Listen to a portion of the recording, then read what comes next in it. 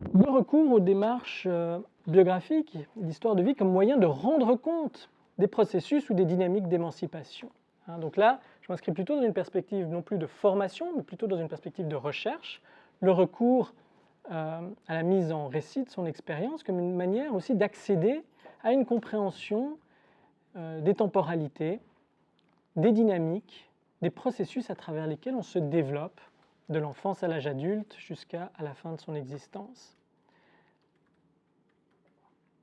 Alors, de ce point de vue-là, ce qu'on observe, moi dans ma pratique, ce que j'observe, c'est que le terme d'émancipation est assez rarement employé par les personnes avec qui je travaille. Ce n'est pas un terme qui fait réellement partie du vocabulaire courant. Donc, ça nécessite, si on s'intéresse, si on essaie de comprendre les processus d'autonomisation et d'émancipation, d'essayer de passer par d'autres notions, d'autres termes pour accéder à ces processus.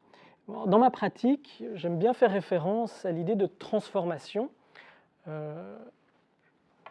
fais en particulier ici référence aux travaux d'un auteur américain qui s'appelle Jack Mezziro, qui nous a quittés il y a quelques années. Jack Mezziro, qui a travaillé, qui était professeur en formation d'adultes à Columbia, donc dans le programme dans lequel j'enseigne, qui a développé, dans le courant des années 70, 70, une théorie de l'apprentissage adulte, qu'il a appelée la théorie de l'apprentissage transformateur, qui est une théorie qui place au centre la question de l'émancipation et de la critique.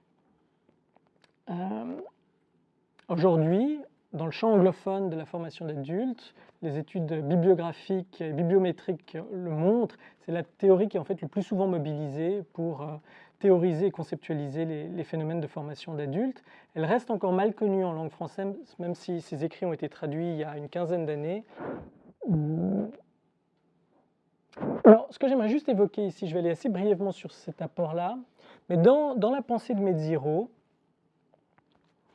il y a l'idée qu'on peut distinguer différentes formes d'apprentissage. Alors lui, il s'inspire beaucoup de la pensée d'Habermas, des écrits d'Habermas des années 70 en l'occurrence, sur les intérêts de connaissance. Et donc il distingue trois formes d'apprentissage, les apprentissages de type instrumentaux, qui visent une finalité ou des objectifs prédéfinis, les apprentissages communicationnels, qui renvoient à la manière dont on apprend à faire sens et à comprendre le sens attribué à des expériences, donc une logique plus herméneutique. Et puis les apprentissages émancipateurs. Et pour lui, les apprentissages émancipateurs renvoient à la capacité des personnes à, dans un certain contexte et à certaines conditions, remettre en question les présupposés, les postulats à travers lesquels on fait sens de son expérience.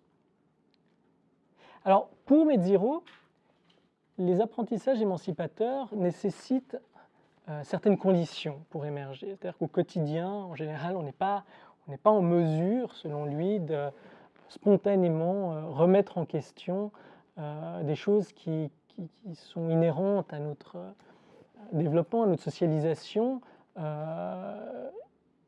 Et donc, ça requiert notamment l'expérience de moments que lui appelle des dilemmes perturbateurs, des moments qui sont souvent des moments de crise, des moments de réorientation, des moments de transition dans lesquels on est amené à être confronté à la nécessité de se remettre en question parce que les schèmes de pensée qu'on mobilisait jusqu'à là pour faire sens de ce qui nous arrive ne permettent plus de s'adapter de manière adéquate aux événements auxquels on est confronté. Donc pour lui, l'émancipation renvoie à une transformation et cette transformation est ancrée dans la confrontation à des situations critiques qui nous contraignent à remettre en question nos interprétations et ça se passe à travers un processus de réflexivité critique qui distingue une forme spécifique de réflexivité et ça passe naturellement à travers le dialogue et la confrontation à l'altérité. Dans sa théorie, il identifie aussi certaines étapes à travers lesquelles on passe qui caractérisent selon lui un processus de transformation. Alors c'est une théorie qui a été naturellement revisitée, critiquée, je ne rentre pas ici en matière. Ce qui me semble intéressant, c'est qu'elle permet d'identifier des choses, je suis sûr que par ailleurs que vous rencontrez dans vos propres pratiques par rapport au travail sur l'expérience et sur le biographique, qui renvoie à deux formes de temporalité, ou deux aspects temporelle des processus de transformation. D'un côté, le rôle des discontinuités, de l'autre côté, le rôle des continuités. Je vais prendre quelques minutes pour évoquer ces points-là. Le rôle des discontinuités.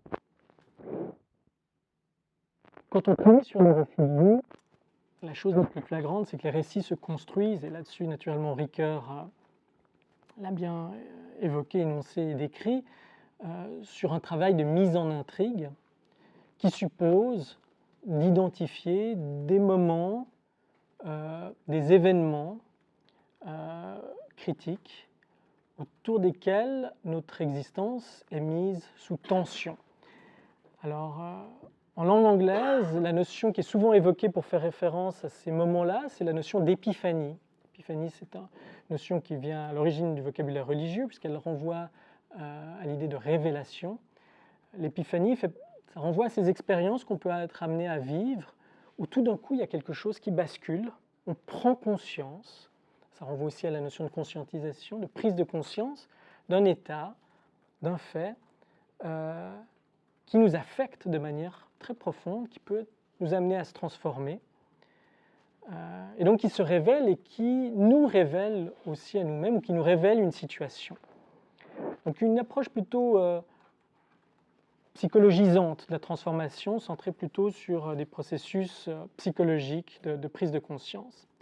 En France, vous avez beaucoup de choses écrites notamment en sociologie autour de la notion d'épreuve. Mon collègue Jean-Michel Godin, à Genève, qui travaille naturellement aussi dans les champs des histoires de vie, a exploré cette notion pour rendre compte également de la manière dont des transformations se produisent au cours de l'existence. Donc l'épreuve, c'est la confrontation à une situation qui, là encore, nous éprouve, nous questionne, nous remet en question et nous teste, et aussi révèle nos ressources ou notre incapacité à faire face à une situation pour laquelle, a priori, l'issue est incertaine. Donc, pour certains, l'épreuve, c'est l'épreuve de l'école. Pour certains, l'épreuve, ça peut être l'épreuve du moment de l'entrée dans la vie professionnelle, ça peut être l'épreuve de la construction d'une famille ou d'avoir des enfants, ça peut être l'épreuve du chômage, ça peut être l'épreuve du divorce. Donc, ces moments de notre existence qui représentent des moments critiques, potentiellement de bascule ou de reconfiguration, à travers lesquels on se transforme et aussi à travers lesquels on a potentiellement l'opportunité de renforcer notre pouvoir d'agir et notre sentiment d'autonomie. Alors, ça c'est une première façon de concevoir les temporalités de la transformation et donc les temporalités aussi des processus d'émancipation.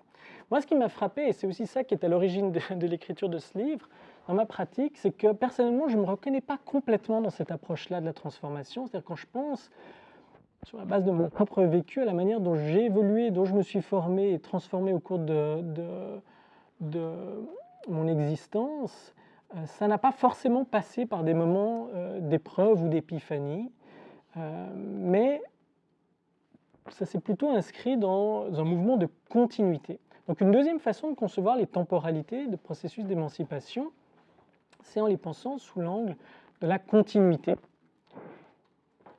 Et de ce point de vue-là, ce qui est intéressant de questionner, c'est finalement qu'est-ce qui se passe au quotidien, dans la vie de tous les jours, qui se répète dans la banalité de notre expérience quotidienne, mais qui peut contribuer au renforcement ou à l'émergence, à un moment donné, de comportements, de manières de penser, de voir le monde ou de se percevoir soi-même, qui participent à augmenter notre sentiment d'autonomie ou notre pouvoir d'agir. Critique, dialogue, ce sont des activités qui s'inscrivent dans une durée. Ce ne sont pas des activités qui sont caractérisées par des discontinuités. Elles s'inscrivent dans une durée, ça ne veut pas dire qu'elles sont en permanence exercées, on n'est pas toujours dans le dialogue, on n'est pas toujours dans la réflexivité, mais ça correspond à un moment de l'existence qui se construit à travers sa répétition. On apprend très tôt dans notre vie à se poser des questions, certains plus que d'autres. C'est un moment qui émerge assez tôt et qui se renforce et qui va avoir des degrés d'intensité variables au cours de son existence. De la même manière, le dialogue, la capacité à dialoguer, là je parle naturellement de dialogue, je dirais, avec une portée significative sur le sens qu'on donne à ce qu'on fait, là encore, c'est quelque chose qui se construit à travers la répétition de situations dans lesquelles on se donne le temps d'écouter autrui et d'être écouté. Donc, des processus comme la réflexivité critique et le dialogue s'inscrivent dans une durée.